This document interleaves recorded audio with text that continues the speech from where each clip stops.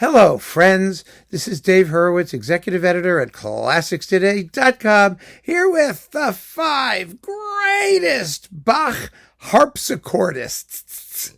Yes, those people who tinkle the quills or whatever they do with them. The skeletons copulating on a tin roof.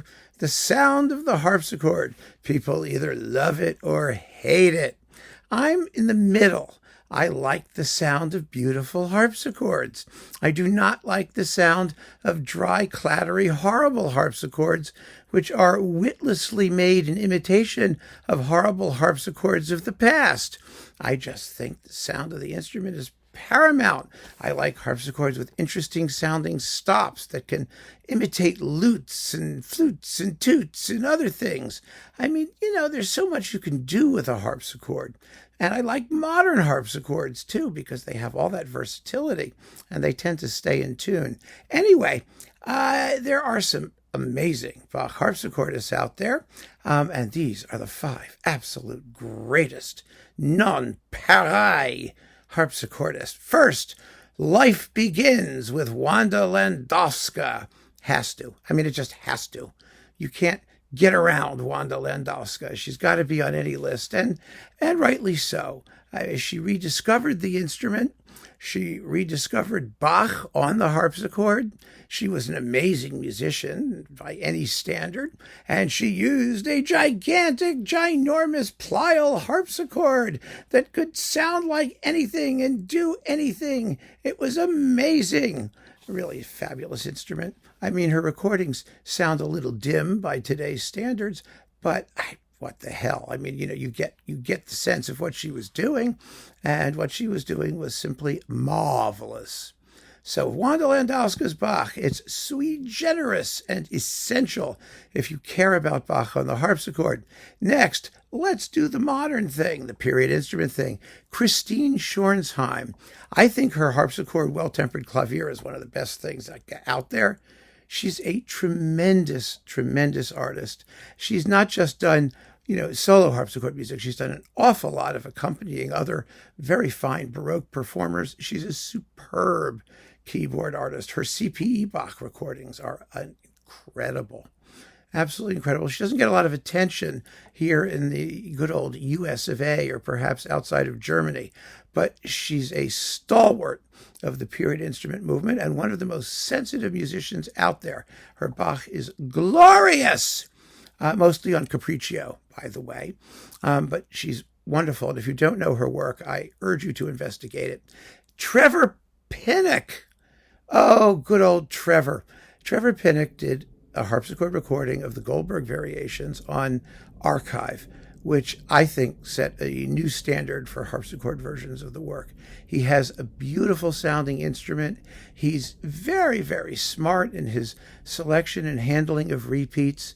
He, knows how to ornament the music properly, but also imaginatively.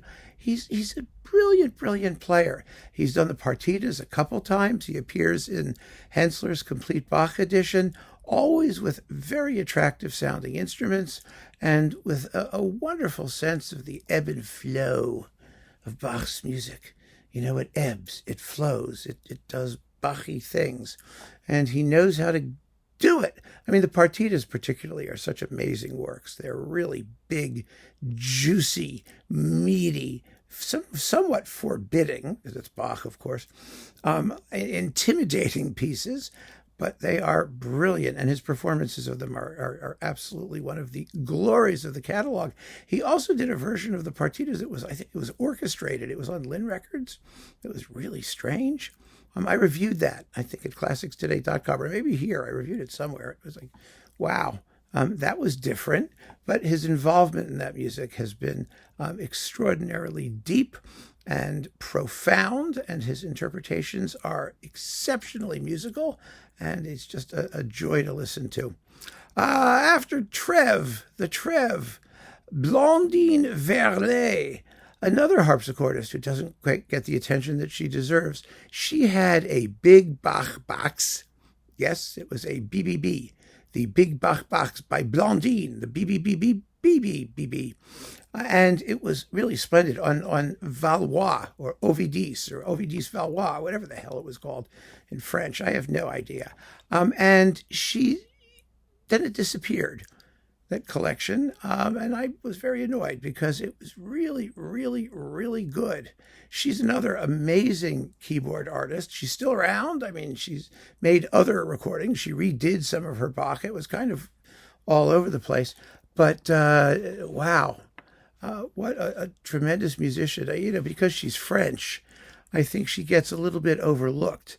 She's supposed to be doing Couperin. And, the Couperin people and the Bach people aren't supposed to mix. But, of course, they do. And in the minds of, collectors and critics and things, people tend to, say, well, you got to do the French harpsichord music or you got to do the German harpsichord music. But you could do both, especially when you're as talented as Blandine Verlet, and I wish that her complete Bach stuff would get reissued because it was absolutely splendid. She used a rather spiky sounding instrument, but still appealing and vibrant, bold, gutsy. Her Bach was always sort of,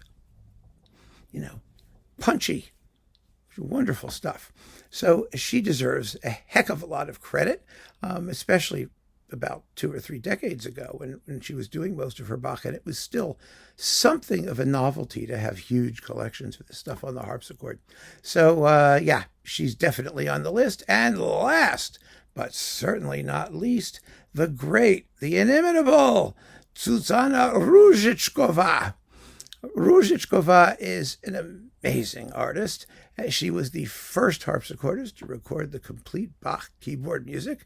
She may have been the first artist to record the complete Bach keyboard music. It was finally repackaged and re-released in a box on Erato in time for her passing, and somewhere in her 90s or around 90. She had an unbelievable life. She was a concentration camp survivor. If you have not read her autobiography, 100 Miracles, you really have to read it. It's one of the most astounding books ever written by an artist. She had a wonderful, wonderful attitude towards Bach and his music. She worshipped it. It's that simple.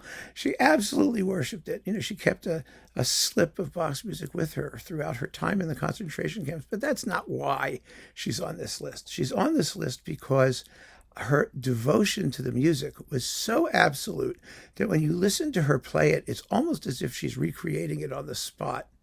She communes with the soul of Bach. She really does. I mean, there isn't anything like it. She uses a big harpsichord with different stops and doodads and fun stuff to, make the music constantly interesting timbrally. She ornaments with extreme freedom. There's a fluency to her playing, a spontaneity, which is really, really, really special.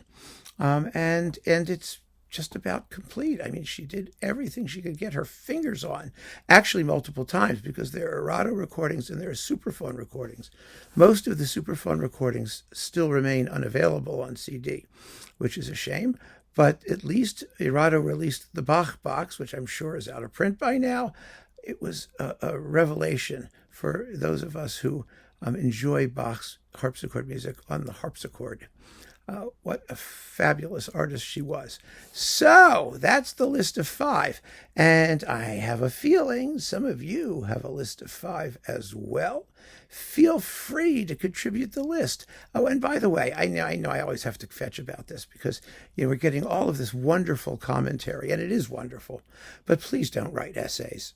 I mean, we've gotten some essays in these comments, and I know a lot of you know a tremendous amount and are just dying to tell everybody how smart you are. And you are. I'm not denying that, but we're just asking for lists. The reason, with you want to put a sentence or two after each entry, feel free. But the whole idea, as I've said before, is to allow newbies, people who don't know the music as well, who don't know what you know, to see what all the names are in a relatively brief space of time and see where the consensus is flowing. That's what makes this so interesting, I think. I'm always fascinated because in the wonderful world of classical music, where there is nothing that somebody doesn't like, it's I think such a valuable thing to build consensus and let others see that. And that's what we've been doing in this series, and it's been absolutely marvelous. You've been contributing such great stuff, and it's the aggregate that I think gives it its value. Anyway, I'm just saying. So thank you all for your contributions. I look forward to seeing them again. Keep on listening and take care.